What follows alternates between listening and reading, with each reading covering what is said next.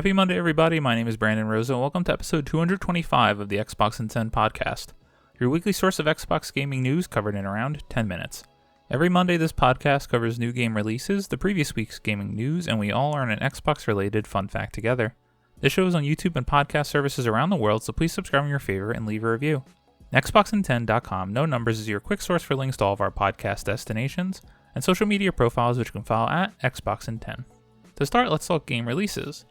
The big game out last week was NBA 2K24, and the games coming out this week include Paperman Adventure Delivered, Lies of P, Party Animals, Days of Doom, Rin the Last Child, EA Sports FC 24, Shayun Saga, and Whatever Land.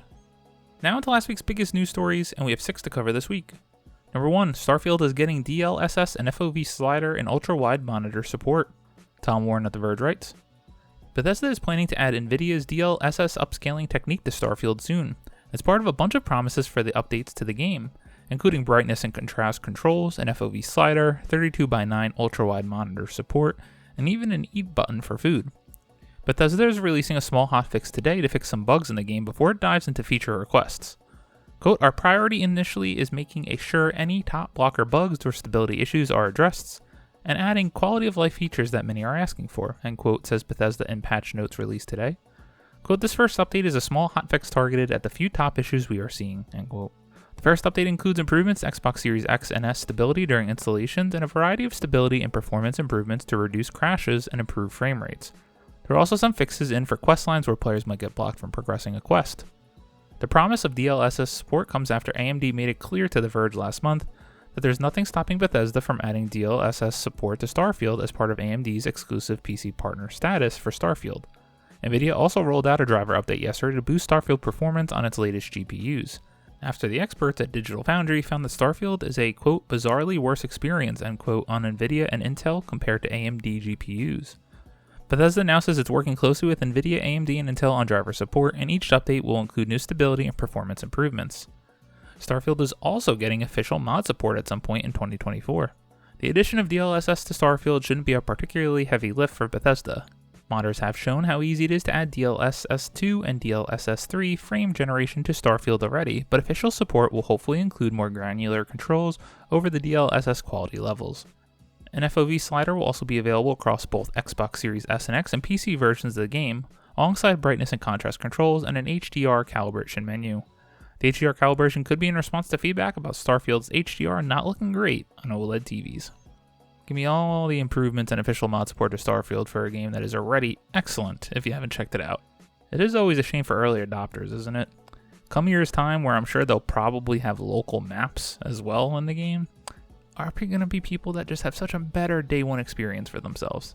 However, I'm still loving the game, I just need to find more time to play it. Number 2, what to expect on day 1 with Xbox Game Pass Core?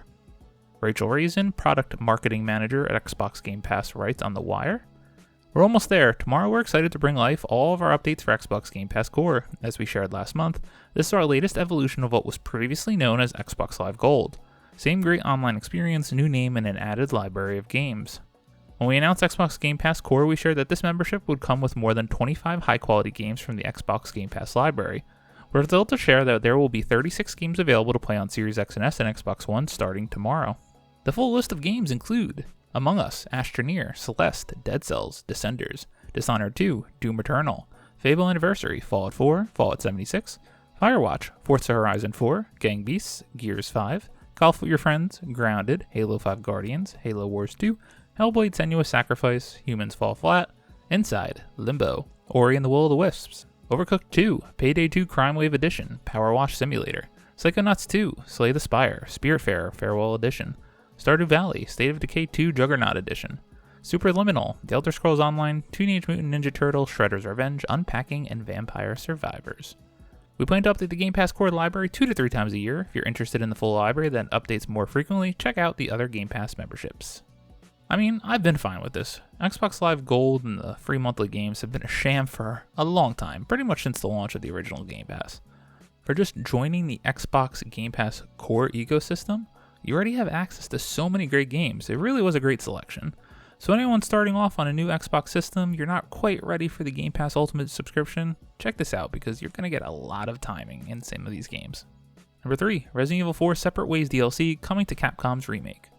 Michael McWhorter at Polygon writes, Capcom's Resident Evil 4 remake will expand next week with a new add-on, Separate Ways, the publisher confirmed at Sony's State of Play livestream on Thursday. The expansion, arriving on September 21st, will give players control of the enigmatic spy and secret agent Ada Wong on a mission that runs parallel with Leon S. Kennedy's adventure in Resident Evil 4. The reveal of Resident Evil 4 Separate Ways won't be much of a surprise to survival horror fans who completed Capcom's remake earlier this year. Leon and a data mine pretty much confirmed the expansion was coming. In the original incarnation of Separate Ways, Ada performs actions like ringing the church bell that ends the village attacks on Leon, as well as preventing Leon's death at the hands of Jack Krauser, and securing the rocket launcher that Leon uses in the game's final battle. The original Resident Evil 4 also had a separate playable chapter named Assignment Ada, during which Ada secures Plaga samples for Albert Wesker. Ada will also be playable in Resident Evil 4's Mercenary mode, alongside new addition Albert Wesker. These characters will be added in a free update on September 21st. This is awesome, I will absolutely be playing this, and it's surreal to think that Resident Evil 4 Remake launched this year. I was so excited about this game because Resident Evil is maybe my favorite franchise of all time, with Resident Evil 2 Remake being the best one with the original. Can't wait to play this in not a long time. Number 4, Tomb Raider 1-3 Remastered coming to Xbox in February 2024.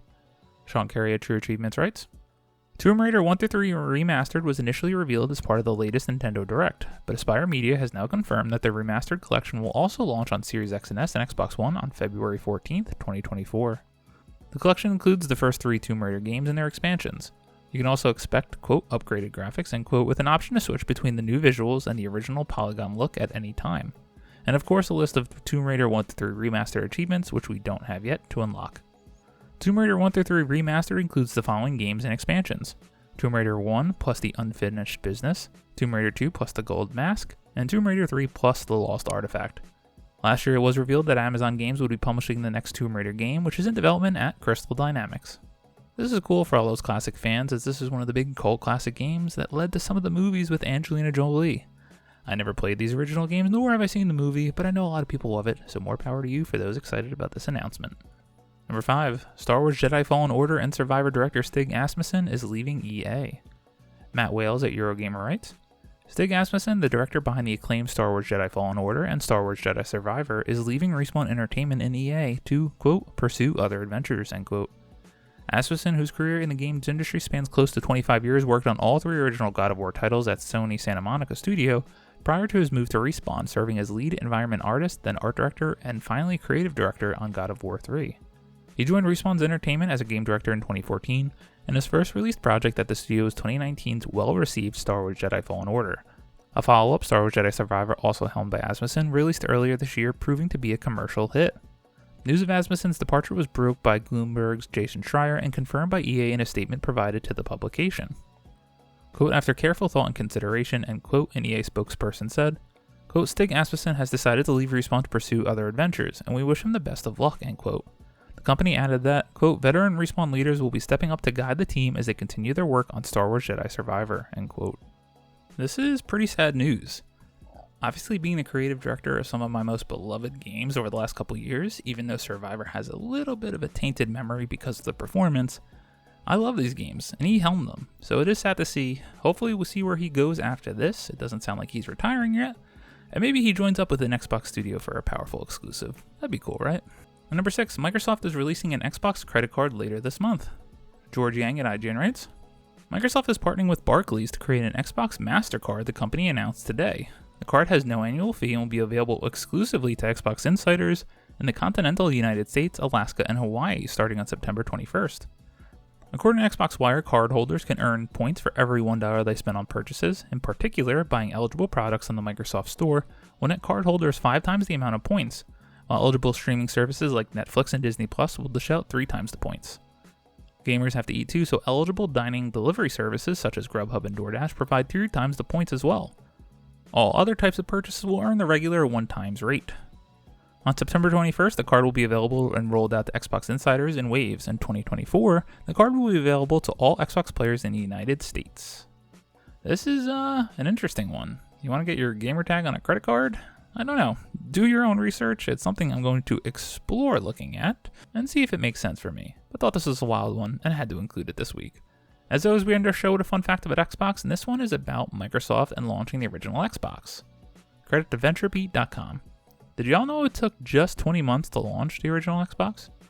Imagine the process of launching a product. You think of years and years of feasibility studies, conceptualization, design, all the way to implementation and launch. Well, not for Microsoft. Everything from start to finish took under 2 years. Xbox game stats show that during the very first season after creation, the company sold 1.5 million units. Now, I've never launched a big product like that, but 20 months to launch what we are now a multi-million dollar, billion-dollar industry with Xbox and Microsoft, having just acquired Activision Blizzard for as much as they did, crazy to see how far they've come, and not a long time at all. Thank you all for listening to the Xbox in 10 podcast, your weekly source of Xbox gaming news covered in around 10 minutes.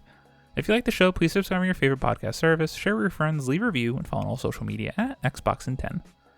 This past week, I have had, sadly, almost no time to game, besides Marvel Snap, which is just a constant every day of my life, and I love it.